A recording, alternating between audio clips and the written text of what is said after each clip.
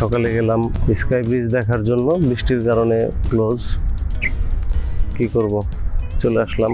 দুপুর পর্যন্ত ওয়েট করলাম, পরে ইগল স্কোয়ার চলে আসলাম। দেখি যদি আগামী দিন ওয়েদার ভালো থাকে তাহলে অবশ্যই যাব সকাল সকাল।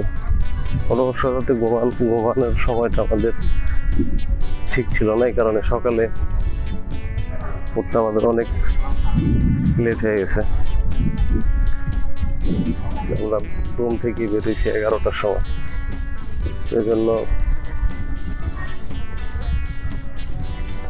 দেখি আগামী দিন চেষ্টা করব সকালে সকালে যাওয়ার জন্য।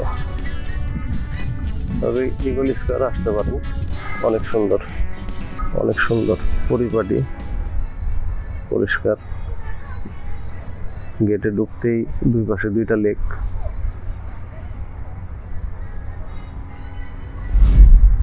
সুন্দর সুন্দর সময় উপভোগ করার জন্য জায়গাগুলা সত্যিই ভালো।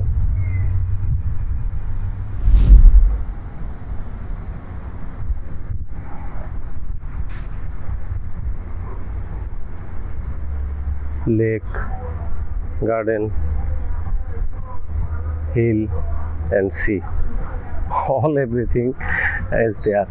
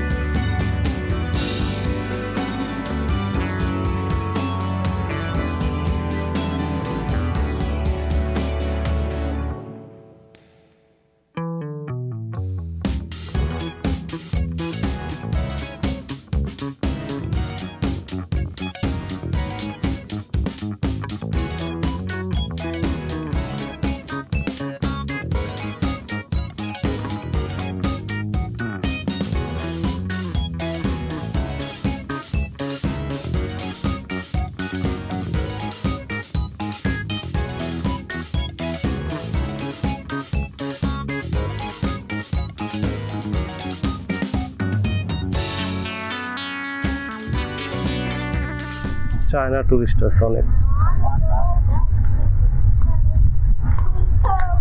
অনেক সুন্দর কারুকাজ। এখানে লাইটিং এরও ব্যবস্থা আছে।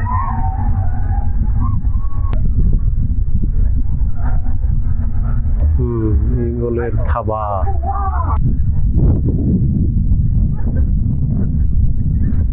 আমার কাছে অনেক ভালো লাগছে। এবং বৃষ্টি হয়েছে তো আকাশটা পরিষ্কার হয়েছে, ঠান্ডা বাতাস।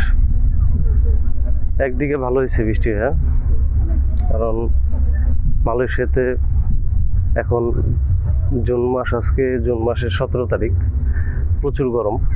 তো আজকে বৃষ্টি সকালে হওয়াতে স্কাই ব্রিজ দেখতে পারলাম না, ঠিক আছে, কিন্তু এখানে তো আসলাম, এখানে আবহাওয়াটা ভালো পাইলাম। একদিক দিয়ে লস হয়েছে, আরেক দিক দিয়ে পোষায় যেতেছে, এরকমই বিষয়টা।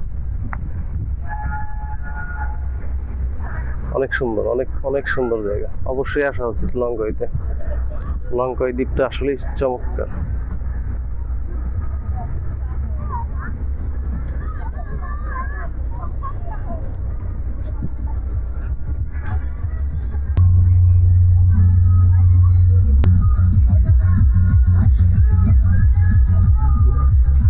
এক জায়গায় কয়েকটা দৃশ্য, এখানে ফগ দিয়ে বইরে আছে পাহাড় উপরে, মেঘ দিয়ে। আর একটু ওই পাশে সরাই নিয়ে আসলাম, দেখেন এখানে আছে মেঘ আকাশে, আবার এই পাশে আবার রৌদ্র। এক জায়গা থেকে 3-4 রকমের দৃশ্য উপভোগ করা যায়।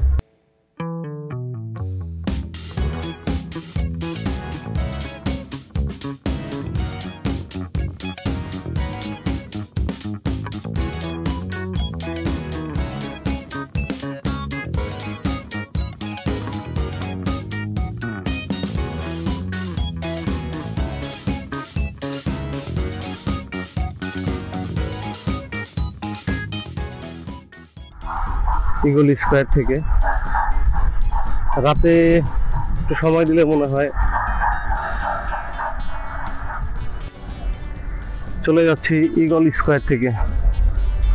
রাতে এখানে হয়তো লাইটিং হবে আর কিছু ফোয়ারার ডান্সিং হবে, এগুলা কিছু না দেখতে পারবো না, কারণ সময় নেই আমার। আগামীকালকে ফ্লাইট, কুয়ালালামপুর চলে যাব।